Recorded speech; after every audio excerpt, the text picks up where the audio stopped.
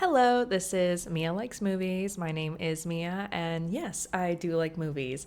I like other things as well, but Mia Likes Movies just sounded best. Just a fair warning, for many reasons, this intro is going to be very long, so on the bottom I marked everything for you, so if you want to skip ahead, go ahead. I understand I hate long intros too. If you're like me, Five Nights at Freddy's has consumed your every waking being since you first saw Markiplier's Let's Play over like 8 years ago. Finally, after so many years, we are finally getting that gosh darn FNAF movie. If you're super into the FNAF lore, like you're on the Reddit, you've watched every single minute of all of MatPat's FNAF videos, then I don't know if this video will be for you. We're gonna go into the lore a little bit, but I really wanted to focus this mostly on the movie trailer and how to prepare best for the movie based on what we know from the production company. While I would love you to stay, please feel free to click off and go watch another video that is much more nuanced in its take. If you want to stay around, I'd love that. In my honest opinion, through my research, I don't think you're going to need to know about Remnant or the mediocre melodies to enjoy the movie. To properly shout out my intended audience, I think this video is mostly intended for people who maybe are just starting to dive into the lore. Maybe you were most recently introduced through Security Breach, the more recent game,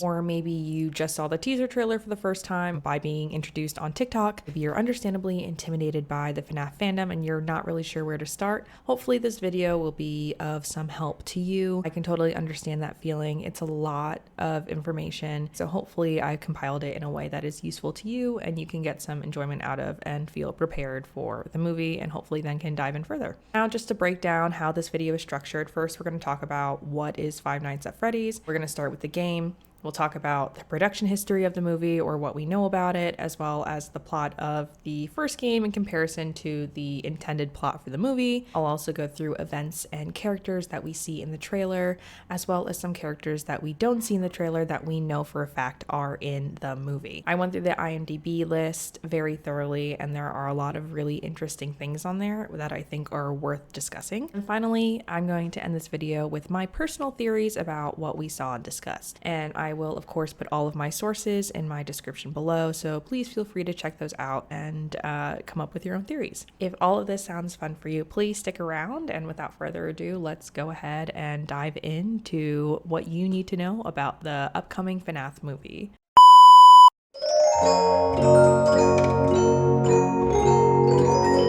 Okay, now we're going to talk about what exactly is FNAF or Five Nights at Freddy's. So Five Nights at Freddy's, if you don't know, is a indie horror game that was developed and published by Scott Cawthon. I'm gonna say his name really weird because for the longest time I truly thought his name was Scott Cawthorn, and so it takes all of my 3 brain cells to pronounce his last name for some unknown reason. He's been developing and publishing games for a long time. He had this game called Chipper and Sons Lumber Company. The characters were interesting, to say the least. He received a lot of negative backlash for this game, and one person even compared the character design for the characters in this game to, and I quote, scary animatronic animals. So that kind of inspired Scott to create Five Nights at Freddy's. The first game, Five Nights at Freddy's, released on Steam on August 18th, 2014. It was released on some other platforms earlier, but Steam is what I use, so that's what I am using for this. The gameplay itself is relatively simple.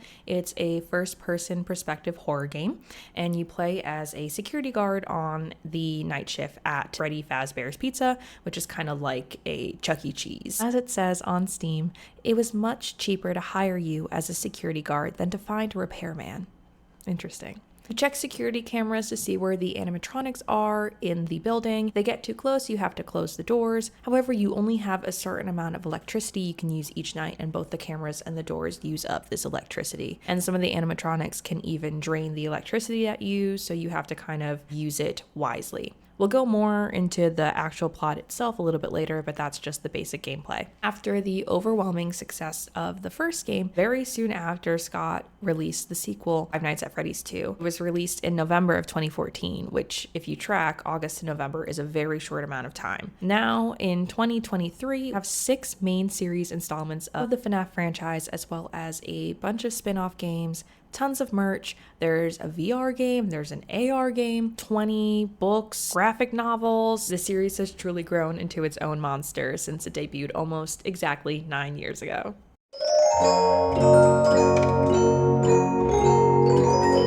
Now, I want to go ahead and talk about the production history of the film, or at least what we know and what they've released to the public. Shortly after the success of the first couple of games, Hollywood quickly caught on that this would be a money-making machine, so they quickly started to try to develop an adaptation. However, it would prove more difficult than they thought because basically from 2015, when it was first announced that they were working on an adaptation, to last year in 2022, this movie was in production hell. They struggled to find producers, writers, and directors that either were right for the project or even wanted to do the project. In 2017, Blumhouse Productions officially took over the producing side of the Five Nights at Freddy's film. For those of you that don't know, Blumhouse Productions is a production company led by Jason Blum.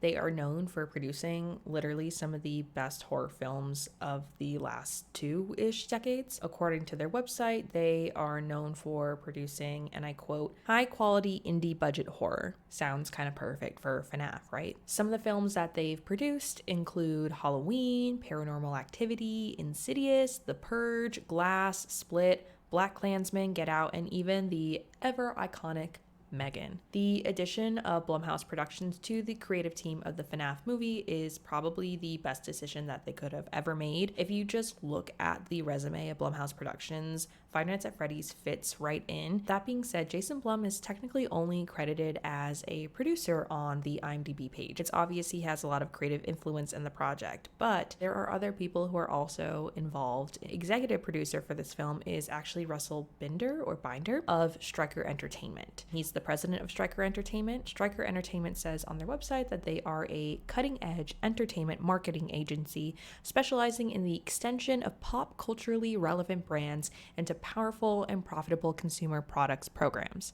Basically, they are a large marketing firm that focuses on adaptations. Some of the other projects that they've led marketing for include the Twilight Saga, the Hunger Games franchise, The Walking Dead, Preacher, Angry Birds, Pacific Rim, and Terminator. They are a titan of marketing in the film industry. So between these two absolute powerhouses of Hollywood, we can rest assured that this film is in the right hands. Like literally, these people do not fuck around. They got Jim Henson's Creature Shop, like Muppets and Sesame Street, to work on the puppets and animatronics that they're using for this film. In September 2020, it was revealed that Jason Blum used MatPat, or GameTheory's Five Nights at Freddy's videos, as research for the film. If you ask me personally, I don't actually agree with a lot of MatPat's theories, specifically as it relates to his timeline, so I am really curious about how much of GameTheory's lore that they are intending on using for this film. Speaking of timeline, I just want to shout out Brussel, who in my opinion has the most well-researched and curated timeline of FNAF. I'm going to link his video below. I highly suggest you watch this because in my mind, his timeline makes the most sense and really does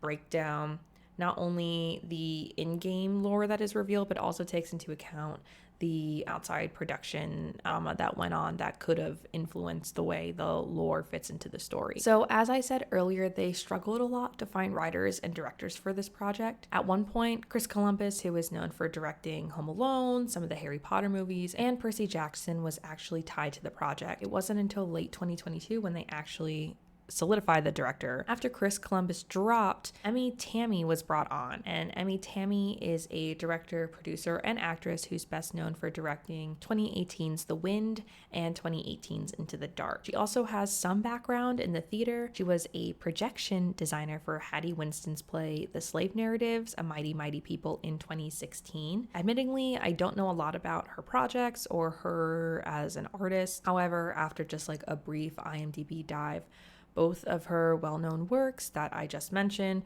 are in the horror genre, so it seems she has a lot of experience working with horror. Emma is actually also acting as one of the screenwriters for the film. The others include Seth Cudback, I think is how you say it. He's mostly written experimental shorts. One is called Kelp, and like a guy falls in love with some kelp. And then Scott Cawthon, he's also acting as a screenwriter. He's very much involved in the film process, which is not surprising considering he's pretty much the sole creator of everything in FNAF.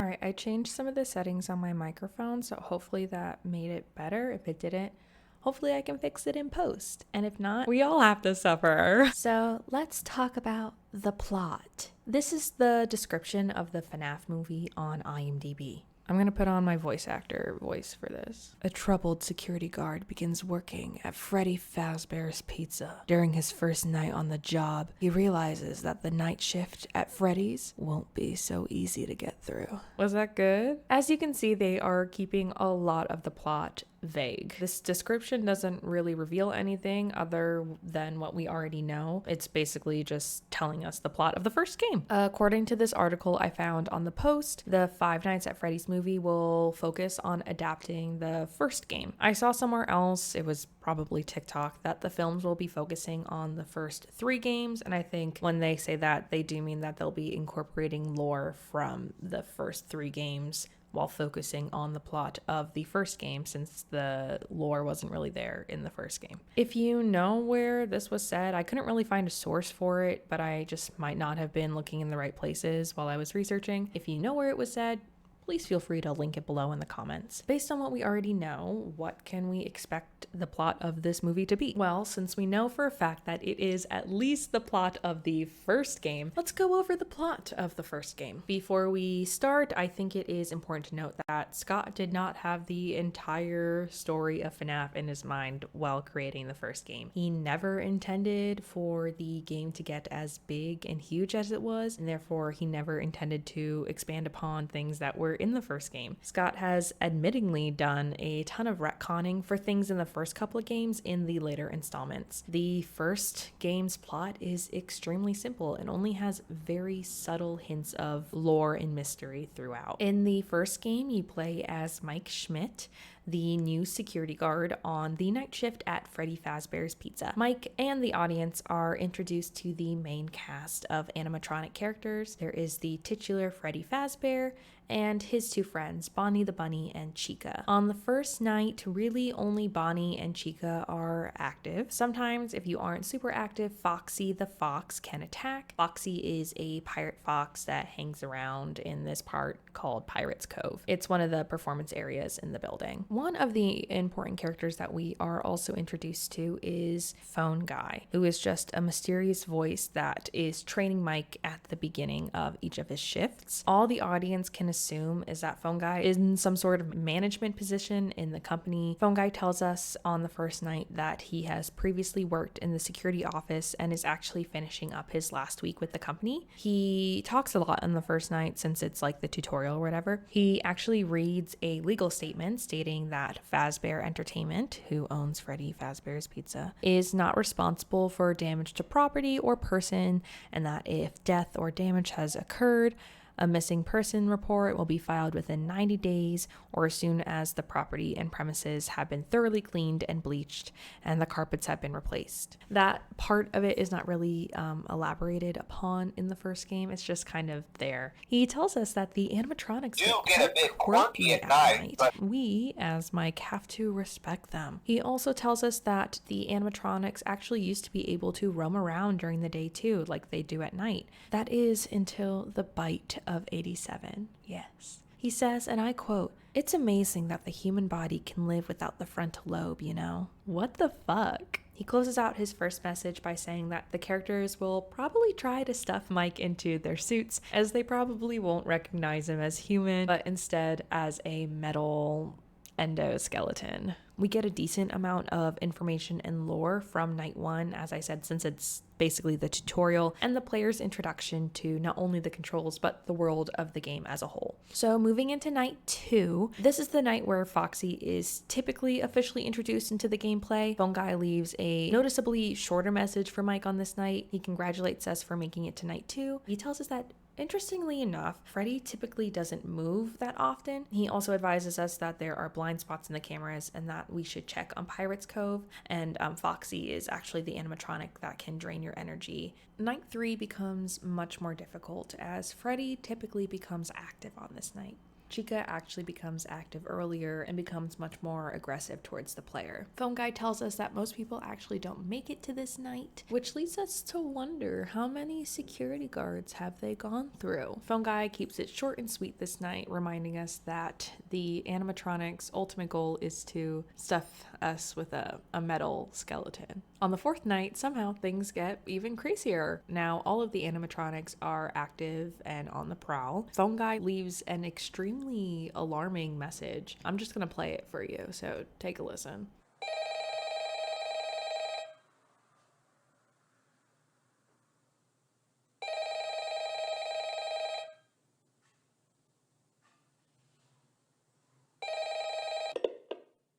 Oh, hey, wow, day 4.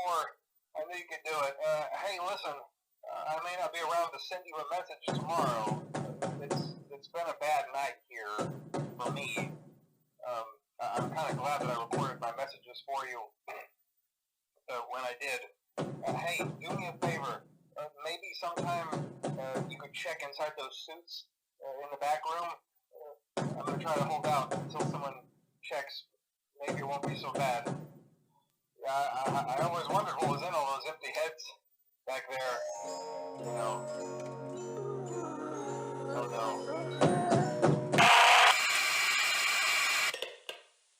So it seems like Phone Guy was killed by multiple, if not all, of the animatronics. At the end of the message, we hear a screech. This is actually Golden Freddy's scream. So now I guess is a good time to officially talk about Golden Freddy. So Golden Freddy is a mysterious entity in the first game. He looks extremely similar to the Freddy that we've already been introduced to, except Golden Freddy is golden. Golden Freddy also has a microphone in his right hand and is also extremely worn down and withered. His eyes are particularly scary as they're just small white dots in a sea of black. He is technically considered like a secret character in the first game as he doesn't really just appear like the other animatronics. He is summoned. You can summon Golden Freddy by using the monitor and going to camera 2B, which is for the West Hall corner. You flip the monitor up and down. So where the Let's Party poster is in the back, instead of seeing that Let's Party poster, you'd see like a poster of Golden Freddy. So when you see that poster and you close the monitor, Golden Freddy should be sitting right in front of you. If you don't do anything when you see him, he will jump scare and kill you. If you flip the monitor up when you see him, he will go away. This way to summon him is incredibly difficult. It's like a 1 in 1,000 chance to summon him. Another way to summon him can only be done after you beat the game and then beat the additional level, which is called the 6th night. Once you do that, you unlock something called Custom Night, where basically you can replay the game by customizing the different levels in the AI of the animatronics. If you enter 1987 or 1987 into the AI settings for the characters and press ready, Golden Freddy will jump scare and kill you. After all that, let's finally cover the final night, night 5. Phone Guy does not leave us a message on this night, but we do hear a weird recording of distorted voices and noises. We can only assume this is the aftermath of the last voice message that he left. We don't know if this is exactly like right after it or if this is like later on. Maybe the animatronics, or maybe it's the devil. You really don't know in this game. One thing we can definitely make out that we have heard before is that iconic screech of Golden Freddy. It's kind of interrupted in this message. That can mean anything. Freddy and Foxy are actually extremely active on this night. If the player beats the game and Mike survives night 5, the player or Mike will receive the paycheck for the week. Mike Schmidt earns a whopping $120. Where it says the date on the paycheck, it says 11/12/XX. MatPat did a lot of math, determined that the date for the first game, the year is 1993, and this date has been accepted canon throughout the fandom. So when the player returns to the main menu after beating night 5, that is when the bonus level night 6 will be unlocked, and that is separate from the story of the main main game. So that is the plot of the game and the events that we can assume the movie will follow. But now let's take a look at the trailer and see what we can dissect from there.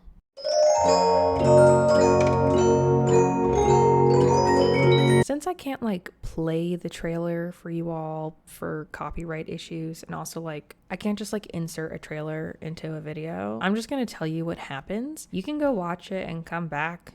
If you want to see what I'm talking about, you have free will. Do whatever you want to do. Since this is technically a teaser trailer, it's really short. It's only 47 seconds. In the first 10 seconds, we see probably what is a training video from the 80s for Freddy Fazbear's Pizza. This is probably in place of the phone guy. We see children and their families having fun, playing arcade games and eating pizza. Also see a clip of our good friends Freddy, Bonnie, and Chica performing on stage. Then we quickly cut to an exterior shot of the closed and run down Freddy Fazbear's Pizza, probably about a decade later. I'm assuming it's a decade later since 1993 is the accepted canon year for the first game. Mike Schmidt, played by the icon Josh Hutcherson, enters the building wearing a cute little security jacket. He wanders around the building, stumbles upon Freddy the animatronic. We see shots of the security office with game-accurate posters and decorations. At 25 seconds into the trailer, we see Freddy Fazbear mysteriously appear behind Mike. Scary. At 28 seconds, Mike is now wearing the iconic security uniform as he is strapped into a torture device. An animatronic head that could be Freddy's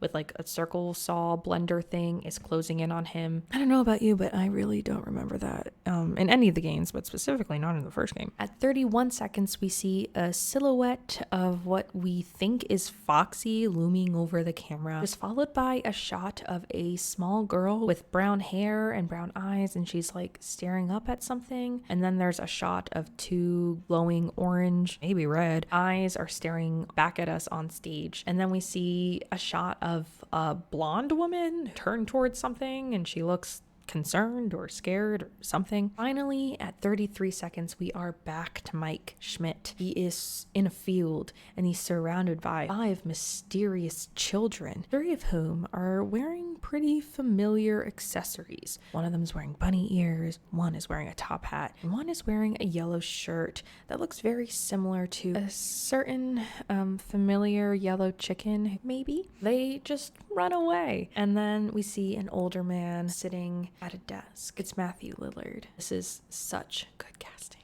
So then we see Mike lying, possibly injured, and definitely scared in a field, zooming out as he looks up. At 35 seconds, a different security guard is screaming at something. An animatronic leg crushes a plastic ball, and then the small girl from before sinks into a ball pit, hiding from something. And then the glowing orange eyes are back and they're peering down at what we assume is her in the ball pit. And then we see a couple more shots of the animatronics with glowing eyes and they look really creepy. And then that's it. The title card plays, the iconic music plays, and then there's the release date, which is October 27th of 2023.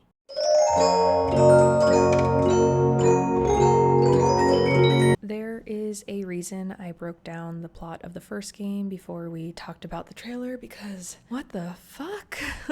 Almost nothing that was shown in the trailer comes from the first game. Yes, we have Freddy Fazbear's Pizza, the animatronics, and Mike, but who the fuck is everyone else? Before we analyze the trailer, let's look at some of the characters we haven't met yet in the game. We're gonna skip over the training video because I truly think that it's really only a training video and we probably won't see those people again. So let's talk about that mysterious young girl. IMDb says that this is Abby, who is played by Piper Rubio. I found this one article that says Abby is supposed to be Mike's sister. MatPat also mentioned this theory in his reaction to the trailer. So I'm gonna dig into some lore real quick. Lore that goes beyond FNAF 1. So in the game, Schmidt is not Mike's last name. Mike's last name is actually Afton, he changes his last name because he's trying to get back into the company without them realizing that he is an Afton. This is important because later on in the series, we learn that Freddy Fazbear and Fazbear Entertainment is originally created by this man named William Afton. William Afton has 3 children: Michael Afton, who is the oldest, aka Mike Schmidt, an unnamed middle son, and then a daughter named Elizabeth Afton. Now, they could just be keeping Mike Schmidt as Mike Schmidt, and they're going in like a different direction from the game lore where he's completely separate from Michael Afton and the Aftons as a whole. And in this case, Abby really might just be Mike Schmidt's sister. Mike Schmidt is still Michael Afton, but Abby could just be his sister, and they're not going to do like Elizabeth Afton or anything like that for some reason. I don't know why they wouldn't, but maybe they are. In FNAF Sister Location, there is an animatronic known as Circus Baby, and Circus Baby, spoiler alert, kills Elizabeth Afton. Some people have pointed out that if you rearrange the name Abby, it can be Baby, and so they think that this is why Abby is the movie version of Elizabeth, because it's tied to Circus Baby. This may or may not be relevant. If what those people on TikTok said is true and that they're only focusing on the first 3 games, then anything in Sister Location is technically irrelevant. Abby really might just be a standalone for the movies. We don't know at this point. After Abby, we meet that concerned blonde woman, Vanessa, played by Elizabeth Lale. Vanessa does not appear in the games until Security Breach. Security Breach is considered a different era than from the original FNAF 6 games, like it comes later on in the timeline. Vanessa is a security guard at Freddy Fazbear's Mega Pizzaplex, and she's considered one of the antagonists of Security Breach. So why the fuck is Vanessa in this trailer? And more importantly, why the fuck is Vanessa in the goddamn movie? Some people think that Vanessa is kind of like misdirect,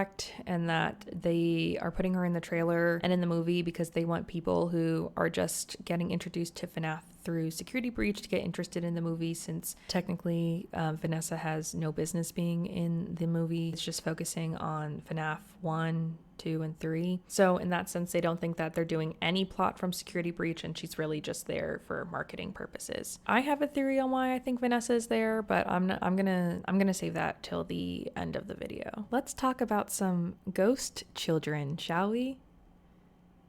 Yeah, that's literally what they're credited as on IMDb. We're going to talk about them from left to right. First up, in the Hat and Bunny years, is actor David Hudson Doughty, credited as Ghost Kid number 3. Next to him in the striped shirt with the blonde hair is Grant Feely. He does not have a character listed on IMDb, but we can presume that he is pretty important as he is high up on the cast list, meaning he was paid more. In the middle, the ginger, is actor Asher Colton Spence. He also does not have a character name listed on IMDb, but unlike Grant Feely, he is listed lower on the cast list. Final boy, the one in the top hat, that is Liam Hendricks, and he is credited as Ghost Kid number 4. And the young girl on the far right in the yellow is Jophiel Love. She's playing Ghost Kid number 5.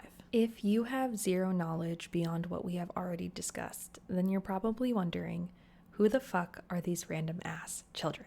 Oh, you sweet summer child.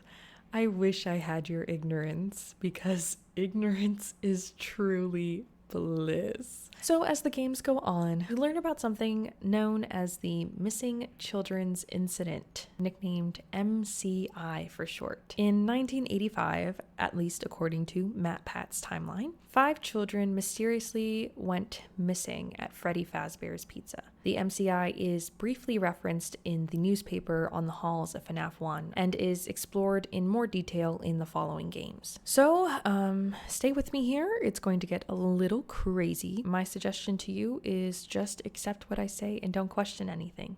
Remember William Afton? I briefly mentioned him in relationship to Josh Hutcherson's character, Mike Schmidt, and then we said that Mike Schmidt is Michael Afton and Michael Afton's dad is William Afton. It's confirmed that Matthew Lillard is playing William Afton, and William Afton is probably the most important character to the FNAF universe. William Afton is the creator of Freddy Fazbear. He partners up with this guy named Henry Emily, and they create what ends up becoming Fazbear Entertainment, a franchise. They have multiple locations. Henry is really great at at the robotics aspect of it, and Afton is really jealous. Trying to be better than Henry, Afton works tirelessly trying to invent a way for his animatronics to be as realistic as possible. Create something known as a springlock suit. A springlock suit is essentially like a two-in-one mascot and animatronic suit. The metal skeleton inside has a mechanism called a springlock. This springlock creates two ways to use the suit. One way allows the suit to function as a regular animatronic. The other allows the metal insides to move around and adapt so that a human can go inside and use it as a mascot suit. It's an incredible feat of technology. However, there is one major problem with the springlock suit, and that is it is very sensitive to movement and especially to liquids like water or sweat. The springlock suit therefore cannot get wet, and if it does, it will trigger the springlock to release. So if someone's wearing it and it gets wet, it'll crush whoever is inside. In 1983, William's middle son, also known as the crying child amongst fans, gets put into the mouth of a springlock as a cruel prank. Unfortunately, his tears trigger the springlock to go off, crushing his head. It is important to note that all of this happens during what is presumed to be the crying child's birthday party. Crying child's older brother, who we assume is Michael, is the one to head the cruel joke of placing him in the mouth of the animatronic. This incident is known as the bite of... Was that the bite of 87? No, you fucking idiot. It's the bite of 83. It can't be the bite of 87 if this event canonically takes place in 1983, as it says in the game. Duh. Now you may be wondering, Mia, why are we talking about the bite of 83 and William Afton and springlock suits? We were literally just talking about the ghost children. Dear watcher, I'm so glad you asked that. See, you need the context of William Afton, his springlock suit invention, as well as the bite of 83. To understand what leads up to the missing children's incident. It's important to note that we are just assuming that the ghost kids listed on IMDb and seen in the trailer are the missing children. Character names are being kept vague so people don't assume things. I'm going to use MatPat's timeline here since Jason Blum said they're using MatPat's video as research. So after William's middle son dies, he gets severely depressed and he loses himself in his work and becomes very distant from his family and drinks a lot, and specifically drinks away a lot of his sorrows at the local bar known as Junior's. After one night, a large amount of drinking at the bar, he gets kicked out. William gets in his car, extremely intoxicated, and drives back to Fredbear's Family Diner, which is one of the many locations that he and Henry own together. MatPat says that William does this because he blames Henry for his son's death, since the robotics part is the thing that failed, and Henry's the guy that does all the robotics, blah, blah, blah. And that William is going back to find Henry to give him a piece of his mind. When he gets to the diner, he does not find Henry. In fact, he finds Henry's daughter, Charlotte, who is also known as Charlie. Charlie's standing outside in the rain. She's in the alley looking into the diner through the window. On the inside, there are children making fun of her. William gets this sudden idea to get back at Henry for his son's death. William is going to murder Henry's daughter, Charlie. He does so, sadly leaving her body cold, wet, and very dead in that same alleyway. So all of this basically brings us back to 1985. The murder of Charlie gave William a taste of blood. It awoke something deep within him, and he needed whatever more of that feeling was. He decided that he was going to kill more children. So to gain the trust of the children he was going to kill, he decides he's going to use one of his springlock suits to lure the children into one of the Fazbear Entertainment establishments. He decides that he's going to use a spring Bonnie suit, which is basically a yellow version of Bonnie with the springlock mechanisms. So the first child to go missing in the MCI is this little girl named Susie. Susie has blonde hair and blue eyes. William, to lure her into the secret room or back room, he murders Susie's dog and uses it as bait. And then William stuffs her body into a Chica suit. So we know for a fact that Susie is the first victim, but the order of the next murders is kind of unconfirmed. And William's way of luring them beyond the use of the spring Bonnie suit is also unconfirmed. The victims are Gabriel, Jeremy, and Fritz. Gabriel is generally assumed to be the third victim in the MCI. Gabriel is described consistently as having dark brown hair in the books, and he's often seen wearing some sort of variation of a striped suit and bluish pants. Gabriel ends up getting stuffed into Freddy Fazbear's suit. The brown one, not Golden Freddy. Jeremy has brown hair as well. Not much is really known about Jeremy beyond him being stuffed into Bonnie's suit. And then Fritz is seen in the graphic novels as having short blonde hair. He's typically seen wearing a red shirt with tan pants. Fritz is stuffed into Foxy's suit. Finally, William's confirmed last victim of the missing children's incident, at least, is Cassidy. In the novels, Cassidy is described as having long black hair, but in the graphic novels, Cassidy has light brownish hair. In Ultimate Custom Night, Cassidy has lightish brown or blonde hair. The image that is used in Ultimate Custom Night apparently is actually a highly edited picture of Scott's son and is not considered a canon depiction of Cassidy. Cassidy's murder is considered the most gruesome and violent out of all of the ones in the missing children's incident. She is known as the one you should not have killed. Side note, I fucking hate that name. I think it's really weird because none of the children should have been killed, but whatever. I'm not writing any of this fucking game, so what do I know? Cassidy's body ends up getting shoved into Golden Freddy. Now, I would be remiss in my duties as lore keeper here if I didn't mention that these children are not just stuffed into the suits and that's the end of it. Oh no. No. Not only are they stuffed into the suits, but then their spirits, after they are stuffed into the suits, possess the suits. That's why they're trying to kill you, the player. They want revenge, especially Cassidy. So which of these ghost children in the movie is which? Furthest left in the bunny ears is obviously alluding to Bonnie the bunny, so it has to be Jeremy. The striped shirt with the light hair is considered to be Cassidy. I have a lot of issues with this conclusion, but I'm gonna talk about that in more depth later in the theories part of the video. The ginger with the orange shirt is Fritz, who again possesses Foxy. Foxy is reddish orange. The child is in orange and is a ginger. Sometimes it can just be that easy, hopefully. Next in the top hat is Gabriel, who possesses Freddy. This is because Gabriel is usually wearing stripes and bluish pants, like he kind of is here in the movie trailer, and Freddy wears a top hat, so. Finally, the girl is Susie, who possesses Chica. This conclusion is drawn from the extremely obvious parallels between the description of the character in the books and graphic novels and then in the trailer. I mean, that's Susie. In the trailer, the next character we meet is William Afton, played by Matthew Lillard. I feel like I've already said enough about William right now, so I'm going to move on to the next character. The final character we see in the trailer is the security guard. Through my IMDb search, I found out that this is Ryan Reinecke. His character is simply credited as Freddy's security guard. Throughout the fandom, it is widely accepted that the victim of the bite of 87 was one of the security guards, which is why the position opens up. I wonder if this security guard in the trailer is that victim and we'll finally be able to see the bite of 87. Fingers crossed.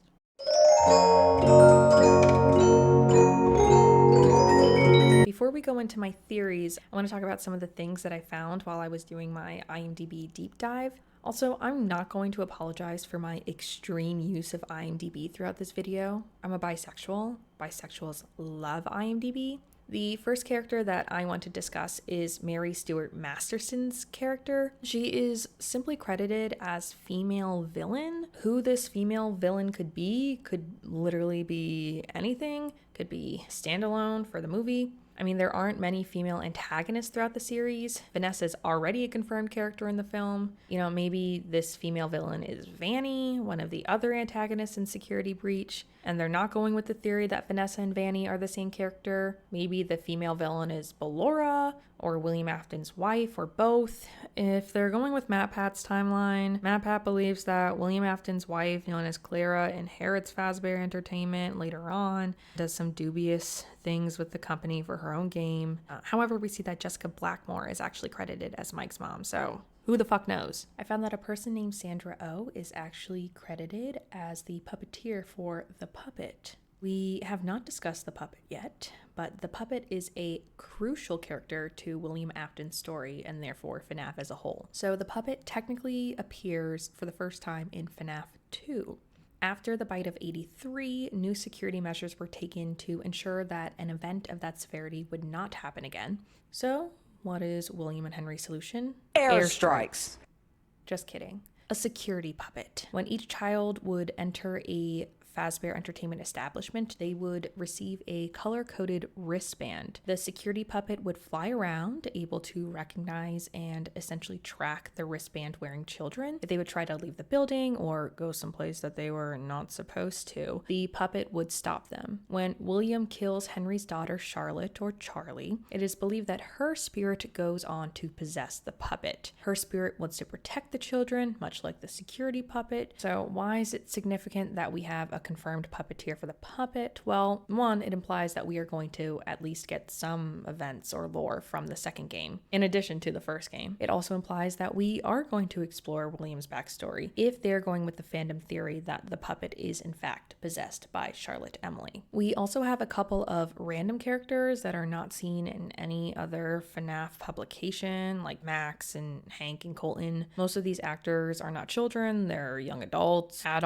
So who are they? Well, they could just be random side characters like a neighbor or a person at a store. They could be a new creation by Scott, Emma, and Seth, adding a new element of horror and a different plot line. So we also have young Mike listed, another small child named Garrett, and then a character listed as the afraid young boy. Young Mike is obviously a younger version of Michael. What is an important moment in both Michael and William's life that happened to and because of young Mike? The bite of 83. I think we are going to see this event as it is the catalyst for almost all of the major events in the series. I think Garrett is most likely like a friend of young Mike since they are listed right next to each other in the list on IMDb. So they would probably be in a similar amount of scenes and would therefore be paid the same amount or around the same amount. So the last character that is listed on IMDb is the aforementioned afraid young boy. This could just mean he's like a random afraid child for like 2 seconds in a pivotal scene. What other character in the series has a relatively vague and descriptive name that is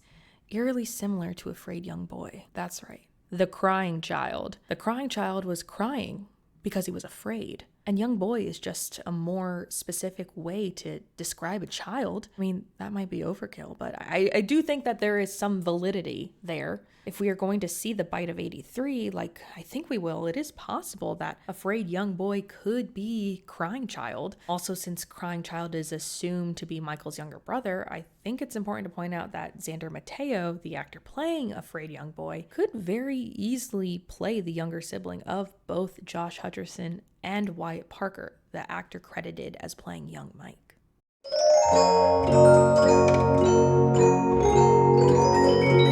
Now I want to talk more in depth about my personal theories, many of which I have hinted throughout this video. And the first one I want to talk about has to do with the children in the ghost children scene that technically do not have character names listed on IMDb. So Asher Colton Spence, the ginger, is one of the unnamed characters. I do think that the conclusion that Spence is Fritz is correct. Like I said before, Spence is ginger and wearing orange.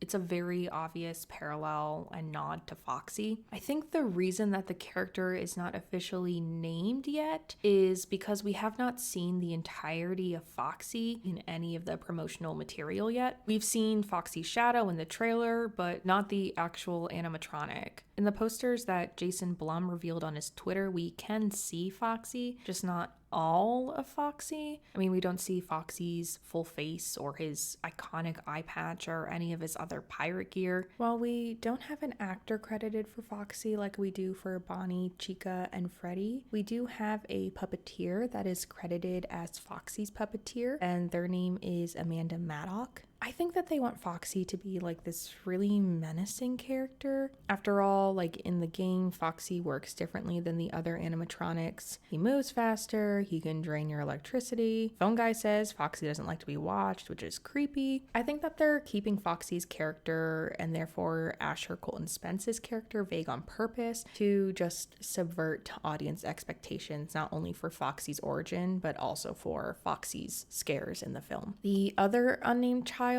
the second child from the left, played by Grant Feely, you know, the one in the striped shirt with the blonde hair. Much of the fandom has understandably concluded that this is Cassidy, the child that is stuffed into and currently possessing Golden Freddy. I am here to argue that conclusion. Cassidy is a girl, and I know what you're thinking. They could just change Cassidy's gender in the movie. We know that Scott had to do a lot of retconning. Scott did use a picture of his son for the game, even though he literally said that this was not canon. Grant Feely and Scott's son, in the picture at least, do look similar, and they change characters' genders all the time for adaptations. But I'm arguing that Cassidy isn't in the movie. So then who could Grant Feely be? What young male character haunts Mike's every waking moment? What young male character that haunts Mike's every waking moment also canonically wears a striped shirt?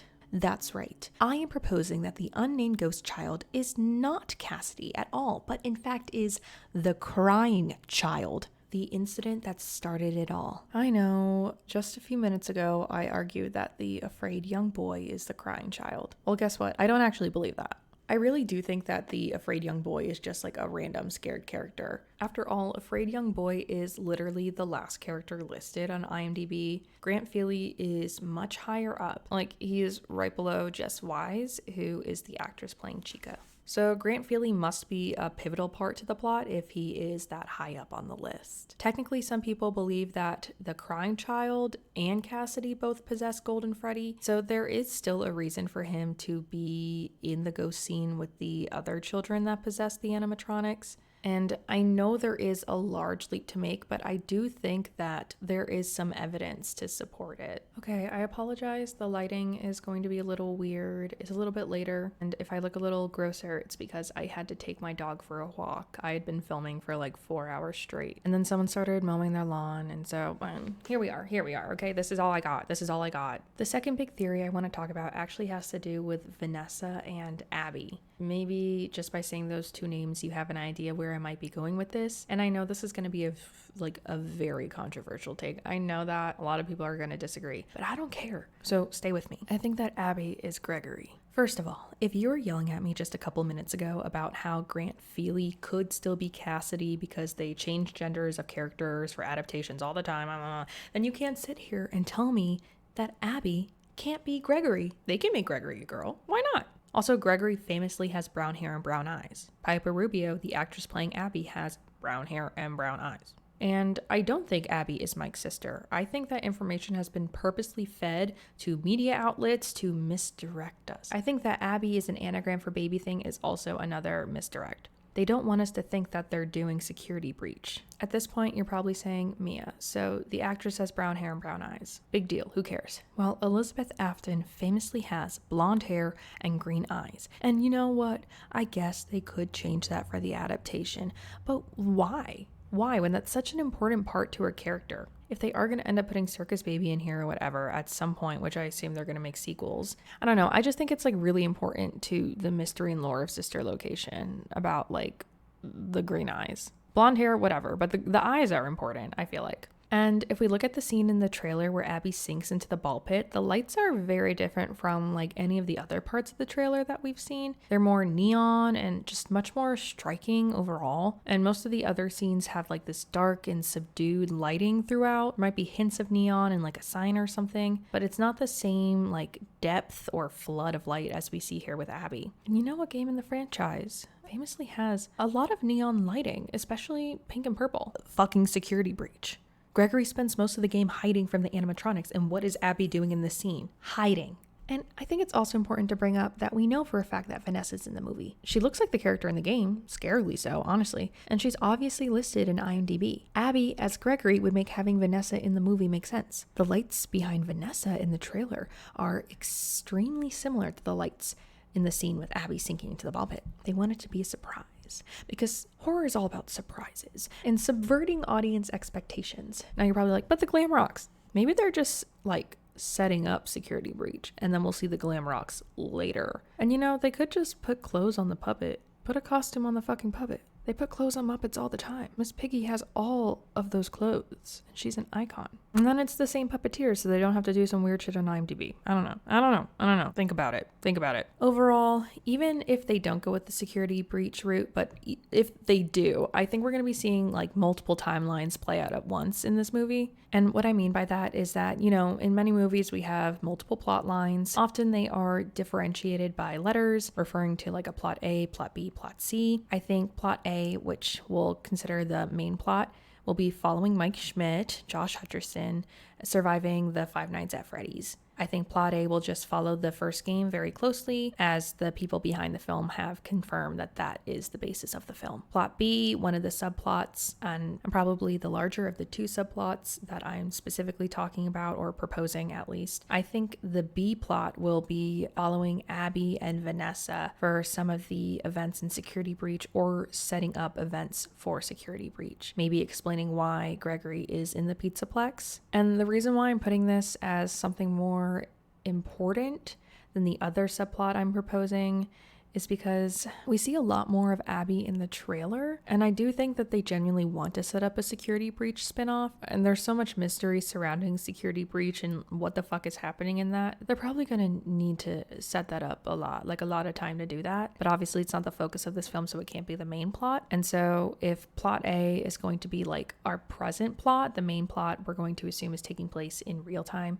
B will kind of be in the future, long after the events of the Aftons. And then finally, I think there's going to be like a second subplot, third plot overall, a C plot, if you will. And I think that's going to be our William Afton story. And then the events leading up to Mike Schmidt's first day. You know, like we're going to get the missing children's incident or some hints of that. And so I think they're going to have these three timelines, three plots, A, B, and C. C will be past, A will be present, and C will be future. And then I have another really small theory that I want to talk about. And I have this like weird feeling, not even weird, just like an inkling, just because I've taken screenwriting classes and whatever. And you know, people are always trying to figure out how to properly frame a story. I think some of the randomly named characters like Max and maybe the female villain are completely original for the movie, but I think they will possibly have their own plot. I have this weird idea that there's going to be like these teenagers, maybe in the same timeline, if they're going with my 3 timeline idea, or multiple timelines just in general, that they'll be in the same timeline as the B plot. So like Abby and Vanessa, and maybe they've discovered some like newspaper clippings, or like then the teenagers start to kind of like Scooby-Doo, like figure out what happened with the missing children's incident, which will then narrate the C plot with William Afton, and by extent the A plot as well with Mike Schmidt or Michael Afton, Josh Hutcherson. And so they'll kind of act like narrators. There's literally zero proof for this theory anywhere. Who knows? I don't think it's unlikely. Is everyone enjoying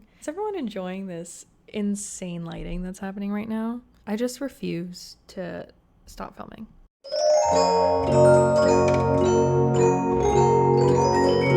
So here we are. We are finally at the end of this godforsaken video. Thank you so much for sticking with me through 12 pages of Five Nights at Freddy's info dumping. Like, my script is literally 12 pages long. It's definitely not for the faint of heart, and thank you for putting up with all my tech issues and stuff. I just want to reiterate, before we end, this is a very baseline summary of a lot of the lore in the FNAF franchise. I did not go into very deep explanations of why people assume which character is which in the games, or how the possessions work, or barely anything that really has to do with Security Breach. If you want more information on that, I am not the channel for you. I highly suggest go watching MatPat's videos. I will once again plug Brussel, who I think has the best crafted timeline for the series, and also Sagan Hawkes has this wonderful 4-hour retrospective video that I thoroughly enjoy. And beyond those, there's obviously a ton of other FNAF YouTubers that all speak on the lore with much more nuance than I can and I have. Please support those creators if you feel inspired or curious from this video. I also want to thank you if you're watching this, because this is my first official video on this channel, hence why a lot of things have gone wrong, but this has been a huge labor of love for me. I've always wanted to start a channel, and if you're watching this and you made it this far, I just want to thank you from the bottom of my heart. And, you know, hopefully I can continue to make things like this. I have my socials plugged below. If you're interested in connecting more, I'd love to talk to you. Feel free to like and subscribe. I'm genuinely not sure what the next video on this channel will be. I'm kind of thinking about doing an analysis of the film After Sun by Charlotte Wells, but I don't know if anyone would be interested in seeing that. If you have any ideas or anything you would like to see, please comment below or reach out to me on Instagram or Twitter or whatever. That's it. That's all I got. If you disagree with me, just remember, it's all just a theory. Game Game theory. A film. Film theory.